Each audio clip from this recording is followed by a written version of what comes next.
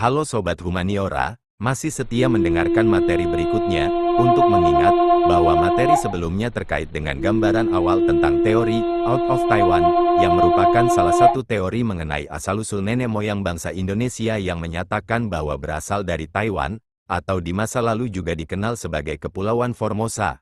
Dan perlu diketahui bahwa teori ini didukung oleh beberapa ahli di bidang linguistik dan arkeologi Asia Tenggara, di antaranya Peter Bellwood dan Robert Blues. Dalam materi ini kita akan menguraikan lebih mendalam tentang objek dari teori itu sendiri, yaitu Taiwan. Pembahasan kali ini terkait dengan sudut pandang geografi hingga rangkaian kronologi sejarah dari periode praaksara.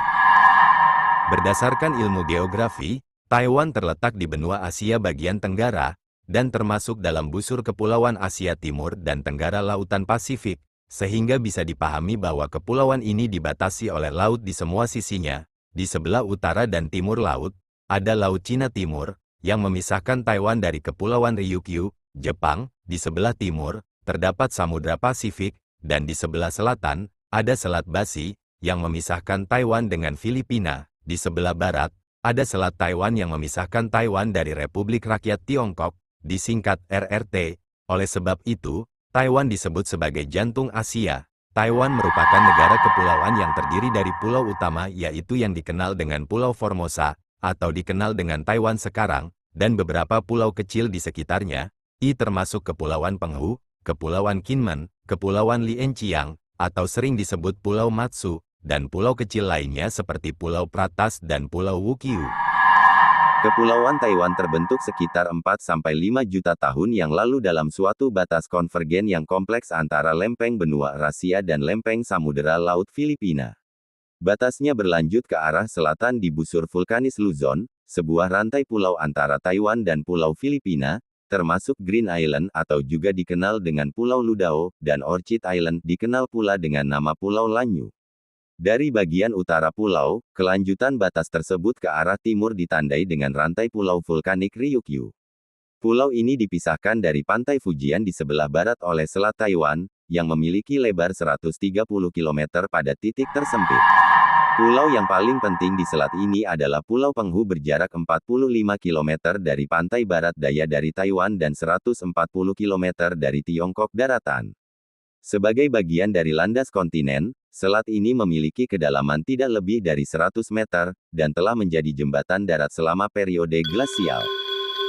Taiwan merupakan suatu blok patahan miring, dengan pegunungan longitudinal keras membentuk sebagian besar bagian timur pulau dan 2/3 dari keseluruhan pulau. Sisi barat pulau melandai turun ke dataran pantai yang subur. Kepulauan ini memiliki lebih dari 200 puncak gunung dengan ketinggian lebih dari 3.000 meter dpl, atau sekitar 9.843 kaki. Gunung tertinggi di Taiwan adalah Gunung Jade dengan puncak utama mencapai ketinggian 3.952 meter dpl, atau sekitar 12.966 kaki. Di antara gugusan pegunungan tersebut, terdapat beberapa gunung berapi. Di antaranya adalah kelompok gunung berapi Tatun, terletak 15 km di utara Taipei. Kelompok gunung ini terdiri dari sekitar 20 gunung berapi, termasuk kubah lava andesit, yang terbentuk akibat vulkanisme episodik antara 0,2 hingga 2,8 juta tahun lalu. Puncak tertinggi pegunungan berapi Tatun, dikenal dengan nama Puncak Chisingshan dengan ketinggian 1120 meter dpl. Pada tahun 2005, gunung tersebut mengalami aktivitas panas bumi dan fumarol gas aktif. Selain itu, terdapat pula gunung berapi di Pulau Guisan, yang merupakan gunung berapi kerucut andesit yang masih aktif di Taiwan. Pulau ini terletak di lepas pantai timur laut kota Yilan. Kepulauan Taiwan dilewati garis balik utara, dan memiliki iklim subtropis lembab. Vegetasi asli membentang dari hutan hujan tropis di dataran rendah sampai hutan beriklim sedang, taiga, dan tumbuhan alpen seiring dengan bertambahnya ketinggian. Selama periode glasial pada Pleistosen akhir, permukaan laut di wilayah Taiwan, kira-kira 140 meter lebih rendah daripada saat ini. Akibatnya, dasar Selat Taiwan tergaris bawah ekspos menjadi jembatan darat yang luas, dilintasi fauna daratan sampai awal Holosen 10.000 tahun yang lalu. Bukti terawal mengenai pemukiman manusia di Taiwan pada periode praaksara, berasal dari 20.000 sampai 30.000 tahun yang lalu. Temuan paleontologi yang fenomena di Taiwan adalah temuan yang diidentifikasi fosil tulang rahang Denisova yang ditemukan di terusan Penghu, Taiwan, pada tahun 2000-an. Temuan ini diperkirakan berusia antara 10.000 hingga 190.000 tahun. Fosil ini teridentifikasi sebagai milik Denisova jantan, dengan dilakukan melalui analisis protein purba. Penemuan fosil yang juga disebut sebagai fosil Penghu 1 ini, memperluas pemahaman tentang jangkauan Denisova dan memberikan wawasan baru tentang penampilan mereka. Perlu diketahui bahwa, fosil Denisova adalah spesies hominin yang telah punah, dan pertama kali dideskripsikan pada tahun 2010. Fosil ini pertama ditemukan di Gua Denisova di Siberia pada tahun 2008. Setelah itu terdapat pula temuan awal berupa artefak, di suatu daerah, yang dikenal dengan situs budaya Changbin. Hal ini terkait erat dengan situs di Baxiandong, Changbin, Kabupaten Taitung, yang pertama kali dilakukan penggalian pada tahun 1968. Situs ini menunjukkan gaya hidup berburu dan meramu, dengan lapisan paling awal menampilkan perkakas batu besar. Situs di daerah Taitung ini merupakan situs penemuan penting dalam periode prasejarah di Taiwan. Artefak-artefak yang paling tua berasal dari perkakas batu yang ditemukan di situs kompleks Gua Baxian di kota Praja, Changbin. Artefak-artefak tersebut diperkirakan berusia 15.000 hingga 5.000 tahun yang lalu dan menunjukkan kesamaan dengan situs-situs serupa di Fujian, Tiongkok, yang menunjukkan adanya migrasi awal atau kontak budaya antara Taiwan dan daratan Tiongkok. Setelah situs budaya Changbin, berikutnya adalah situs budaya Wangxing, yang ditemukan di Kabupaten Miaoli, sisi barat Laut Taiwan pada tahun 1980-an. Temuan ini cukup unik, terdiri dari alat-alat serpih, yang semakin mengecil dan semakin terstandarisasi, seiring berjalannya waktu, dan menunjukkan adanya peralihan dari meramu ke berburu.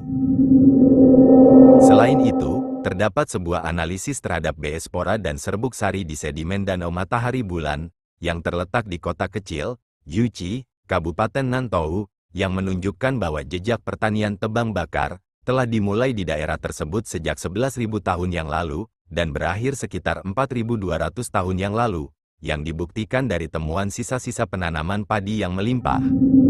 Satunya pemakaman paleolitik yang ditemukan di Taiwan, yaitu Gua Xiaoma di Chenggong, Tenggara Pulau, yang berasal dari sekitar 4.000 sebelum Masehi. Kerangka tersebut diidentifikasi adalah seorang pria yang tipenya mirip dengan Negrito, yang ditemukan di Filipina. Ada juga referensi dalam teks-teks Cina dan tradisi lisan aborigin Formosa tentang Pygmy di pulau itu pada suatu waktu di masa lalu. Pada bulan Desember tahun 2011, sebuah kerangka yang diperkirakan berasal dari sekitar 8.000 tahun lalu ditemukan di Pulau Liang, di lepas pantai utara Fujian, Tiongkok. Pada tahun 2014, DNA mitokondria dari kerangka manusia Liangdao ditemukan berasal dari haplogrup E, yang saat ini ditemukan di seluruh Asia Tenggara Maritim. Kerangka tersebut memiliki 2 dari 4 mutasi yang menjadi ciri subkelompok E1. Dari sini, para ilmuwan menyimpulkan sementara, bahwa haplogrup E muncul 8.000 hingga 11.000 tahun lalu di pantai Fujian Utara, berpindah ke Taiwan bersama pemukim Neolitikum 6.000 tahun lalu, dan dari sana menyebar ke Asia Tenggara Maritim dengan penyebaran bahasa Austronesia. Setelah pembahasan periode awal hingga periode Paleolitikum akhir di Taiwan, berikutnya kita menginjak pada periode Neolitikum, yang berjalan antara sekitar tahun 4.000 hingga 3.000 sebelum Masehi, dengan diawali dari pembahasan budaya Dapenkeng, yang muncul secara tiba-tiba dari utara Pulau Taiwan dan dengan cepat menyebar di sekitar pantai pulau tersebut, hingga Penghu di sebelah barat pulau. Situs-situs budaya Dapenkeng relatif homogen, ditandai dengan tembikar yang diberi kep tali, kerikil yang dipatuk, beliung batu yang dipoles halus, dan ujung-ujung tipis dari batu tulis kehijauan. Penduduknya menanam padi dan millet, dan terlibat dalam perburuan, tetapi juga sangat bergantung pada kerang laut dan ikan. Sebagian besar ilmuwan percaya bahwa budaya ini tidak berasal dari budaya Changbin, tetapi dibawa melintasi selat oleh nenek moyang penduduk asli Taiwan saat ini, yang berbicara dalam bahasa Austronesia awal. Tidak ada budaya leluhur di daratan utama yang telah diidentifikasi, tetapi sejumlah fitur bersama menunjukkan adanya kontak yang sedang berlangsung. Namun, menurut para ahli, Secara keseluruhan era Neolitikum di Selat Taiwan berasal dari budaya Neolitikum di daerah hilir Sungai Yangtze, khususnya budaya Hemudu dan Majiabang di Tiongkok. Karena telah dipahami bahwa terdapat kesamaan fisik antara penduduk dari budaya tersebut dengan penduduk Neolitikum di Taiwan. Pada milenium berikutnya, teknologi-teknologi ini muncul di pantai utara Pulau Luzon di Filipina, yaitu 250 km di selatan Taiwan, di mana teknologi-teknologi tersebut, dan mungkin juga bahasa-bahasa Austronesia, diadopsi oleh penduduk setempat. Migrasi ini menciptakan cabang bahasa Austronesia, serta bahasa-bahasa Melayu Polinesia, yang sejak saat itu tersebar di wilayah yang sangat luas, dari Madagaskar hingga Hawaii, Pulau Paskah, dan Selandia Baru. Perlu dipahami, bahwa semua cabang utama bahasa Austronesia lainnya hanya ditemukan di Taiwan. Penerus budaya Dapenkeng di seluruh Taiwan dibedakan secara lokal, di antaranya adalah budaya Feng Pitu, ditandai dengan tembikar bertanda tali merah halus, ditemukan di penghudan bagian tengah dan selatan sisi barat pulau, dan budaya dengan tembikar serupa menempati daerah pesisir timur. Hal ini kemudian dibedakan menjadi budaya Niematu dan budaya Yingpu di Taiwan Tengah, budaya Niuchouzi dan budaya Dahu di barat daya, budaya Beinan di tenggara dan budaya Qilin di timur tengah. Terdapat pula budaya Yuanshan di timur laut. Tampaknya tidak terkait erat dengan hal ini, karena menampilkan beliung berpotongan, beliung batu berbahu dan tembikar tanpa kesan tali. Beberapa ilmuwan menyarankan bahwa tersebut mewakili gelombang imigrasi lain dari Tiongkok Tenggara. Budaya Niuchouzi berkembang pesat di sekitar wilayah yang sekarang dikenal sebagai Tainan, diperkirakan berasal sekitar 2500 hingga 1000 sebelum Masehi. Temuan tersebut diketahui dengan tembikar berwarna oranye yang dihiasi dengan pola tali. Pada periode Neolitikum awal, giok hanya digunakan untuk peralatan seperti kapak dan ujung tombak. Dari sekitar 2500 sebelum Masehi, ornamen giok mulai diproduksi, mencapai puncaknya dalam kecanggihan antara 1500 sebelum Masehi hingga sekitar 1 Masehi, khususnya dalam budaya Beinan di Taiwan Selatan. Semua giok yang ditemukan di Taiwan berasal dari endapan nefrit hijau di Fengtian, dekat kota Hualien modern. Nefrit dari Taiwan mulai muncul di Filipina Utara antara 1850 hingga 1350 sebelum Masehi, memunculkan budaya giok Filipina. Sekitar awal era umum, pengrajin di Taiwan beralih dari giok ke logam, kaca dan akik. Namun, pengrajin Filipina terus mengerjakan giok dari Taiwan hingga sekitar 1000 Masehi, menghasilkan liontin lingling o dan ornamen lainnya, yang telah ditemukan di seluruh Asia Tenggara. Setelah pembahasan periode Paleolitikum dan periode Neolitikum di Taiwan, berikutnya kita akan membahas periode logam di Taiwan. Sepertinya, Taiwan melewati periode tembaga dan perunggu. Artefak dari besi muncul di Taiwan sekitar awal era umum, yang diketahui tercatat sekitar tahun 400 Masehi. Dari temuan tersebut, diketahui bahwa besi tempa diproduksi secara lokal menggunakan teknologi bloomeris, sebuah teknologi yang mungkin diperkenalkan dari Filipina. Budaya pada periode logam besi yang berbeda telah diidentifikasi menyebar di berbagai bagian pulau, termasuk diantaranya budaya Sisanhang di utara, budaya Fanzeyuan di barat laut, budaya Dakiuyuan di perbukitan barat daya Kabupaten Nantou, budaya Kanding di barat tengah, budaya Niaosung di barat daya, budaya Guisan di ujung selatan pulau, dan budaya Jingpu di pantai timur.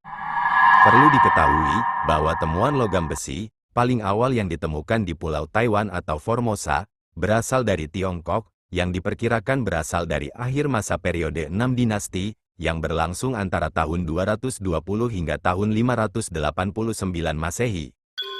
Pembahasan periode besi di Taiwan ini mengakhiri penjelasan Out of Taiwan Theory, bagian kedua, yang menguraikan penjelasan tentang letak geografis hingga penjelasan tentang periode praaksara di Taiwan. Apakah penjelasan ini telah membuat kalian memiliki gambaran umum tentang Taiwan, yang juga dikenal dengan sebutan Pulau Formosa ini?